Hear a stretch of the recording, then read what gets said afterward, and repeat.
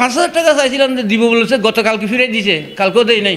লাখ লাখ টাকা জমে আছে ব্যাংকে, অথচ নিজের কিংবা পরিবারের অন্য সদস্যের চিকিৎসার খরচ নেই।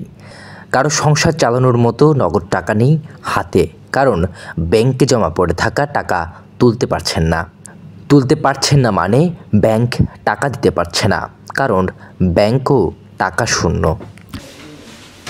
5,000 টাকা চাইছিলাম যে দিব বলেছে, গতকালকে ফিরে দিয়েছে, কালকেও দেয় নাই। আজকে আইছি 2,000 টাকা দিছে। আমার 20 লক্ষ টাকা আছে। আমার ছেলেকে ডেঙ্গু কামড়াইছে, তো হাসপাতাল ভর্তি আছে। আমি 3,500 টাকার জন্য সকাল থেকে বসে আসি এখানে। একবার গিয়েছিলাম 2,000 টাকা একজন জোয়ার নিলাম, একে দিয়ে ফেলছে, আমি পাই নাই। আমাকে বলছে 3টার সময় আসবে। কক্সবাজারের ফার্স্ট সিকিউরিটি ইসলামী bank, union bank, global bank সহ বেশ কয়েকটি ব্যাংকে ঘোরাঘুরি করেও চাহিদা মতো টাকা তুলতে পারছেন না গ্রাহকরা। নিজের জমানো টাকা তুলতে না পেরে একসময় এসএলএম গ্রুপের নিয়ন্ত্রণে থাকা এসব ব্যাংকে অসন্তুষ্টি দেখা গেছে গ্রাহকদের। প্রত্যেক দিনে আসি, প্রত্যেক দিনই সেম অবস্থা। প্রত্যেক দিন আমাদের টাকা দেবে বলে বিকেল আসতে বলে, প্রত্যেক দিন সকাল আসতে বলে যে বিকেলে আসেন, বিকেলে আসে আর আমরা টাকা পাই না। 5,000 টাকা দেবে বলে, তারপরেও বিকেলে এসে আমরা টাকাটা পাই না। ব্যাংকে টাকা নাই এরকম বলে আমাদের প্রচুর ভোগান্তি হচ্ছে। এটা বাংলাদেশ ব্যাংক যদি দ্রুত এই জিনিসটা যদি দ্রুত পদক্ষেপ নেয়, আমরা খুব উপকৃত হব, সেটাই আর কি। খুবই ভোগান্তি মানে বলার শেষ নেই, সেটাই আর কি।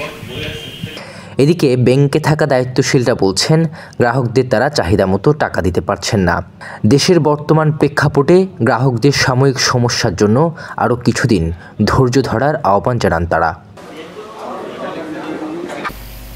বাংলাদেশ ব্যাংকের যে সাপোর্টটা, ওটা যদি দিয়ে দেয় আমাদেরকে, বা দিবে বলতেছে, বা বাংলাদেশ ব্যাংক গ্যারান্টার হিসেবে আমাদের অন্য ব্যাংক থেকে যে ফান্ড ম্যানেজ করে দেওয়ার কথা, ওটা যদি দেয়, তাহলে আমাদের লেনদেনগুলো স্বাভাবিক হয়ে গেলে গ্রাহকের আর টাকা উজ্জ্বল করতে এত সমস্যা হবে না।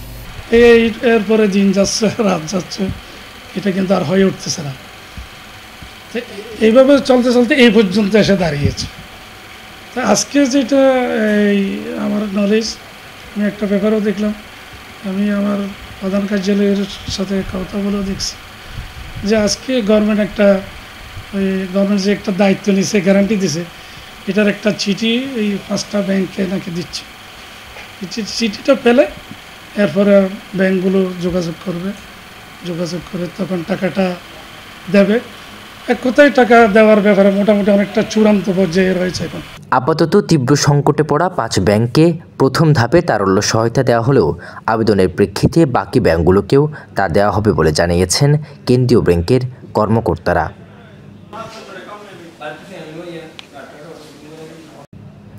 রাজিন সালে, প্রবাল নিউজ, কক্সবাজার।